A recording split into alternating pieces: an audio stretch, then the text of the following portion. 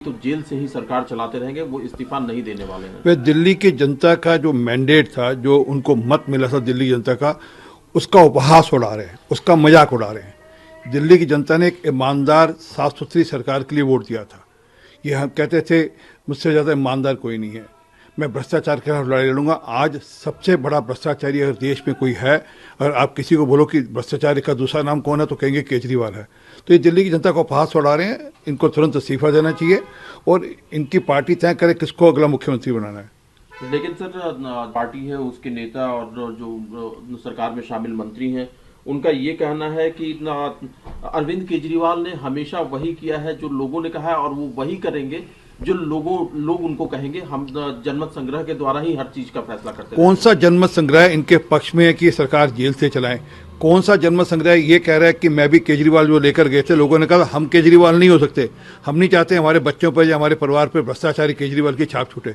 तो ये झूठा जनमत संग्रह कुछ लोगों के पास अपने कार्यकर्ताओं के साथ जाकर इकट्ठा कर लें, वह जनमत संग्रह नहीं होता। और ये लीगली भी अलाउड नहीं होगा कि कोई व्यक्ति सोचे कि मैं जेल में रहकर मुख्यमंत्री के नाते से कंटिन्यू करूं। ये टेक्निकली भी अलाउड नहीं होगा और ये मॉरली भी ठीक नहीं है। ये दिल्ली की जनता का जो मैंडेट है उसका मजाक उड़ा रहे हैं।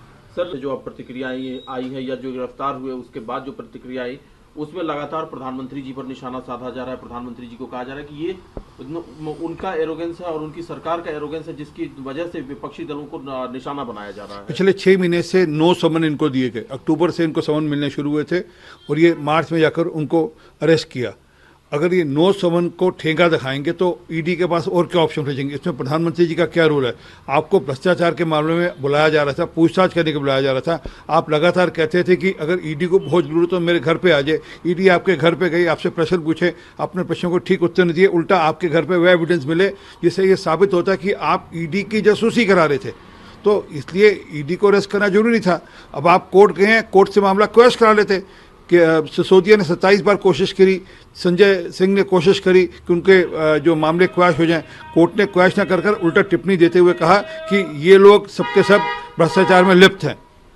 सर, लेकिन तो जो आम आदमी पार्टी के नेता है वो तो अब कंट्री की तुलना कर रहा है कि पाकिस्तान में ऐसे हालात है, नॉर्थ कोरिया में ऐसे हालात है, चाइना में ऐसे हालात हैं जहां पर कि सरकार के खिलाफ कोई बोल ही नहीं सकता है। वो सुप्रीम कोर्ट गए थे, वह हाई कोर्ट गए थे, वह लोअर कोर्ट में कोशिश कर ली।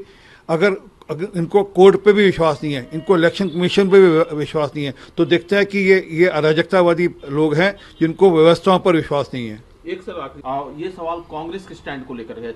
जिस तरह से लगातार कांग्रेस अरविंद केजरीवाल के पक्ष में खड़ी नजर आ रही है, बार बार वो कह रही है कि ये जो है लोकतंत्र की हत्या की गई है। जब चुनाव नजदीक है तो ऐसा पहली बार हुआ है कि किसी सीटिंग चीफ मिनिस्टर को जेल में डाल दिया गया। कांग्रेस लगातार आम आदमी पार्टी के पक्ष में खड़ी। ये वही कांग्रेस है जो कहती थी कि इनको जेल में डालना चाहिए। अजय माखन का बयान, संदीप दीक्षित का बयान, सुप्रिया शिंदे का बयान, सबके अलका लांबा का बयान, अब उनके वीडियो रिकॉर्ड्स हैं जहां उन्होंने कहा कि इन्होंने भ्रष्टाचार किया है। अजय माखन ने तो यहाँ तक कहा कि 100 करोड़ का भ्रष्टाचार साबित हो चुका है और इनको जेल में जाना ही चाहिए, इनको जेल में भेजना चाहिए। और इनके जो दिल्ली प्रदेश के अध्यक्ष अनिल चौधरी, वो तो ये भी क्लेम करते थे कि हमने FIR दर्ज करी है, हमने FIR दर्ज करी है, हमने कंप्लेंट दर्ज करी है, इस पर एक्शन क्यों नहीं ले रही सरकार?